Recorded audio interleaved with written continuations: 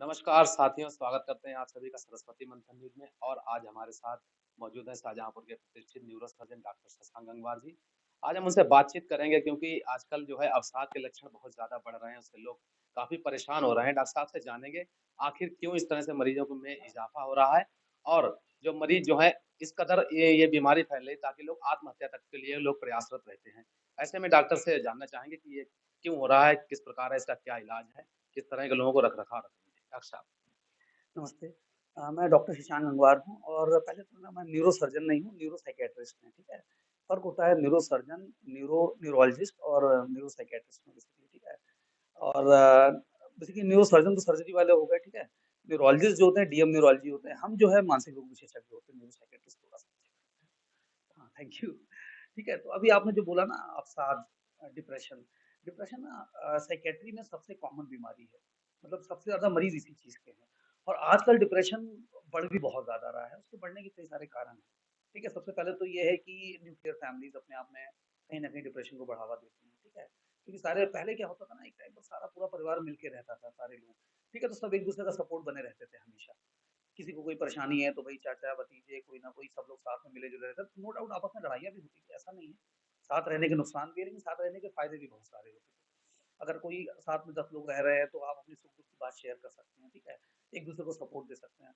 वो support system धीमे-धीमे करके हमारा खत्म होता जा रहा है, ठीक है? न्यूक्लियर फैमिलीज़ की वजह से एक चीज़ तो ये है। दूसरा हम लोग ना अपनी बात डिस्कस नहीं करना चाहते हैं आपस में। डिप्रेशन होता सबको है, ऐसा कोई आदमी नहीं जिसने डिप्रेशन नहीं झेला और मैंने खुद झेला है। एग्ज़ाम टाइम पर बच्चों को डिप्रेशन होता है कि कहीं एग्ज़ाम में फेल ना हो जाएँ। टॉपर्स को डिप्रेशन होता है कि पता नहीं इस बार टॉप कर पाएँगे या नहीं कर पाएँगे, ठीक है? सबका अपना अलग-अलग कारण होता है डिप्रेस होने का। डिप्रेशन के जो लक्षण होते हैं सबसे पहले यही कि किसी काम में मन ना लगना, छोटी-छोटी बातों पे गुस्सा, चिड़चिड़ापन आना, ठीक है? फीलिंग ऑफ सैडनेस मतलब कि जिन कामों में पहले जो मज़ा आता था ना, वो कामों में अब बिल्कुल मज़ा ना होना, रुचि ना होना बिल्कुल भी, ठीक है? चुपचाप से एक कोने में पड़े रहना, नींद का बहुत ज़्यादा या कम आना, वज़न का कम घटना या वज़न का बहुत ज़्यादा बढ़ना, कई बार भूख बहुत ज़्यादा बढ़ जाती है, ठीक है? इंसान अपने आप को बिल्कुल होपलेस फ़ील करने लगता है। होपलेस मतलब कि हम किसी लायक नहीं हैं, हम किसी काबिल नहीं हैं, ठीक है? फिर सुसाइडल आइडियाज़ आना। सुसाइडल आइडियाज़ अगर आने लगते हैं ना, तो ये बीमारी बड़ी खतरनाक बन जाती है, ठीक है? अगर कोई इंसान ये कह रहा है कि मेरा मरने का मन कर रहा है, तो प्लीज़ उसको लाइटली नहीं लेना है। मैक्सिमम लोग हमारी सोसाइटी, हमारे समाज में क्या करते हैं ना कि अरे यार नाटक कर रहा है। लेकिन अगर कोई इंसान कह रहा है कि यार मेरा मरने का दिल कर रहा है, तो आप यकीन मानिए कि आज नहीं तो कल बहुत चांस है कि वो सुसाइड या आत्महत्या की तरफ बढ़ सकता है। अगर कोई धमकी दे भी रहा है, इसका मतलब उसके दिमाग में विचार आया है। तो या तो उसके उससे बात करिए या बेटर है उसको न्यूरो साइकियाट्रिस्ट या फिर साइकोलॉजिस्ट हैं जो भी मानसिक रोग विशेषज्ञ होते हैं उनसे मिलिए।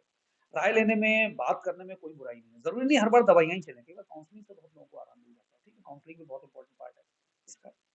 अच्छा परेशानी है क्या? ये पता करना ज़रूरी है। जैसे पारिवारिक समस्याएँ हैं, ठीक है? मैंने देखा है अगर आप परेशानियों को अपने अंदर लेकर के बैठे रहें, तो वो ज़्यादा बड़ी बन जाती है। लेकिन वही परेशानियाँ अगर आप डिस्कस कर लें तो उससे 2 बातें हैं, एक तो मन हल्का हो जाता है, आपने अपनी बात किसी से शेयर कर दी। कहते हैं ना शेयरिंग इज़ केयरिंग। अगर आप अपनी बात किसी से शेयर कर रहे हैं ना, तो आप उसको भी केयर कर रहे हैं और उसको भी मौका दे रहे हैं कि वो आपकी केयर करे, ठीक है? दूसरी बात ये है कि बात बताने से सामने वाला सॉल्यूशन निकालने में मदद कर सकता है क्योंकि एक दिमाग जो परेशान दिमाग है ना, वो सॉल्यूशन नहीं निकाल पाता है। अब जैसे हम बात करें कि जब भी आपका मन खुश होता है ना, तो आपको बहुत बड़ी-बड़ी बातें बहुत छोटी लगती हैं। जैसे आप अंदर से खुश हैं, किसी ने आपको गाली दे दी या लड़ाई-झगड़ा हो गया आपस में, कोई बात नहीं आपको लगेगा अरे ठीक है यार जाने दो। लेकिन अगर आपका मन परेशान है, तो आपको लगेगा छोटी-छोटी बातें बहुत बड़ी लगेंगी। किसी ने ज़रा सी कोई बात बोली, आप एकदम उस पे चढ़ बैठोगे, लड़ाई-झगड़ा करने को तैयार हो जाओगे, क्योंकि आप अंदर से परेशान हैं, ठीक है? तो ये सब बातें बहुत मैटर करती हैं इसमें। तो और अच्छा आजकल डिप्रेशन बढ़ने का कारण बेरोज़गारी भी है डेफ़िनिटली भाई पैसे की दिक्कतें हैं। 2 मिनट रुक जाइएगा भैया, ठीक है? बेरोज़गारी अपने आप में एक बहुत बड़ा कारण है, ठीक है? सोसाइटी में लोग जो जो एक्सपेक्टेशंस हैं अपने आप से जो लेके चलते हैं कि जैसे हर आदमी की एक्सपेक्टेशन यही होती है कि यार वो आगे चल के अमीर आदमी बने, गाड़ी-बंगला खरीदे। एक्सपेक्टेशन इंसान को कहीं न कहीं और ज़्यादा डिप्रेस कर रही है। इसका मतलब ये नहीं कि इंसान एक्सपेक्ट करना बंद कर दे। एक्सपेक्ट करे, अपने आप से उम्मीद लगाएँ, बट उम्मीद ऐसी नहीं लगानी चाहिए कि ये एक बार गिर गए तो अब आप उठ ही नहीं पा रहे हैं, ठीक है? गिर कर के उठना बहुत ज़रूरी है। गिरता हर इंसान है, ठीक है?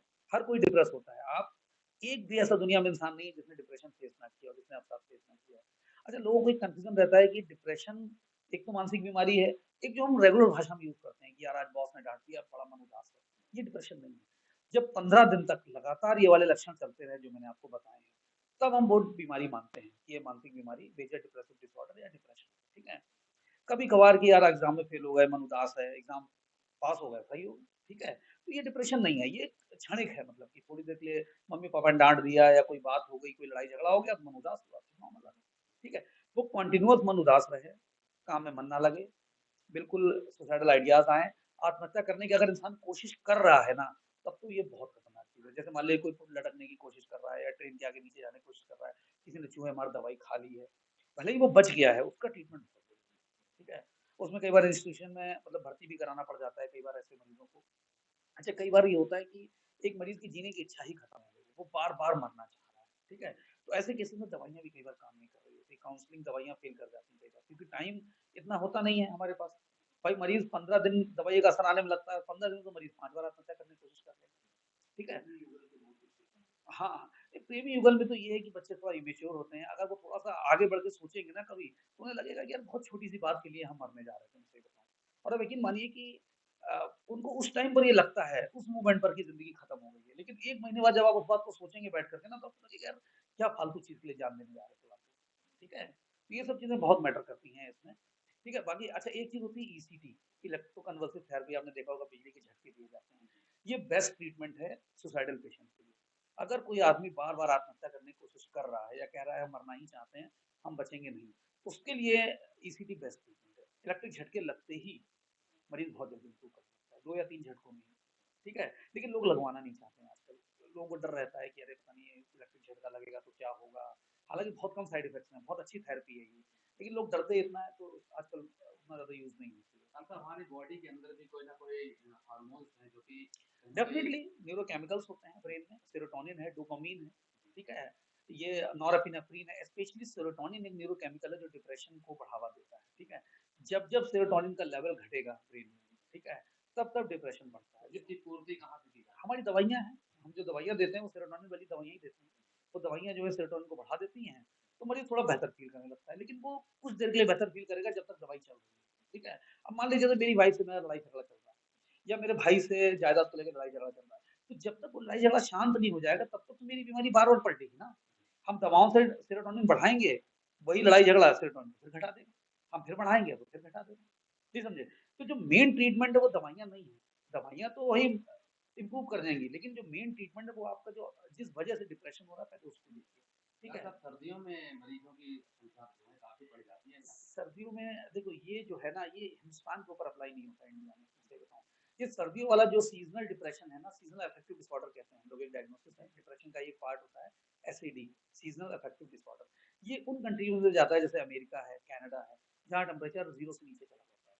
वहाँ पर कोई काम नहीं होता ठंड में। अगर वो 6 महीने कनाडा में अगर ठंड है ना, तो उस 6 महीने में ना तो कोई जॉब होती है, ना कोई काम होता है, हर आदमी तो पूरे में बस बंद कमरे में पड़ा होता है, ठीक है?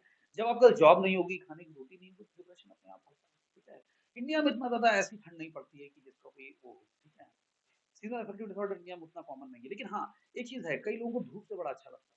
जैसे मैंने कई डिप्रेशन के पेशेंट देखे जो कहते हैं सर धूप निकल आती है ना मुझे बड़ा अच्छा फ़ील होने लगता है। मान लो ठंड पड़ी, 15 दिन तक धूप नहीं निकली, तो 15 दिन तक वो ऑटोमैटिकली इंसान को डिप्रेस फ़ील करने लगता है अपने आप को, ठीक है? तो जो सनलाइट है ना, वो कहीं न कहीं डिप्रेशन को कम करती ही करती है, ठीक है? मतलब स्वस्थ रखने के लिए क्या उपाय करने चाहिए? सबसे पहले तो देखिए बात करिए, सबसे इम्पोर्टेंट चीज़ ये है। जब भी आपको कभी कोई टेंशन हो, प्लीज़ अपने फैमिली मेंबर से, अपने दोस्तों से डिस्कस ज़रूर करें। आप फैमिली मेंबर से डिस्कस नहीं कर पा रहे हैं, कई बार ऐसी बातें होती हैं जो आपको लगता है कि यार लोग हमें जज करेंगे, तो अपने डॉक्टर से आके डिस्कस करिए, ठीक है? डॉक्टर पेशेंट कॉन्फिडेंशियलिटी होती है, हम आपकी बात कभी किसी को नहीं बताएँगे। तो आप अपनी बात कह भी सकते हैं और आपको एक प्रोफेशनल ओपिनियन मिल जाएगी। सेकंड चीज़ है हेल्दी लाइफ़स्टाइल। हेल्दी लाइफ़स्टाइल में अच्छी चीज़ें खाना, हरी सब्जियाँ, सलाद, फल, ढेर सारा पानी पिएँ। सुबह उठ के टहलने जाएँ, जॉगिंग बहुत इम्पोर्टेंट चीज़ है। और स्पोर्ट्स, अगर आप कोई स्पोर्ट्स एक्टिविटी पकड़े हुए हैं, ठीक है? बैडमिंटन है, लॉन टेनिस है, टेबल टेनिस है, वॉलीबॉल है, क्रिकेट है, कोई भी, चाहे वो स्विमिंग हो, चाहे वो सिंपल रनिंग हो, स्किपिंग रोप हो, कोई भी स्पोर्ट्स एक्टिविटी अपने आप में डिप्रेशन को बहुत कम करती है और बेस्ट पॉसिबल ट्रीटमेंट हमारे पास है। लेकिन लोग यूज़ नहीं करते। आप बोलोगे बोलेंगे सर गोली का आपने देखा होगा अक्सर वज़न कम करने के लिए लोग दवाइयाँ खाने लगते हैं। उनको बोलो भैया 2 किलोमीटर दौड़ जाओ, अरे सर बहुत आलस आ रहा है। लेकिन गोली बोलो सर 2 गोली ली, 2 गोली खा लो। अरे गोली खाने से वज़न थोड़ी कम होता है यार। ठीक है? दौड़ना पड़ता है, उसके लिए मेहनत करनी पड़ती है। और अब यकीन मानो एक बार जब आपको आदत पड़ जाती है ना मेहनत करने की, दौड़ने की, तो आपको डेली अच्छा लगता है। आप एक अंदर से अच्छा फ़ील करते हैं, मॉर्निंग में सुबह उठ के जाएँगे, क्रिकेट खेलेंगे, बैडमिंटन खेलेंगे, जो भी, ठीक है?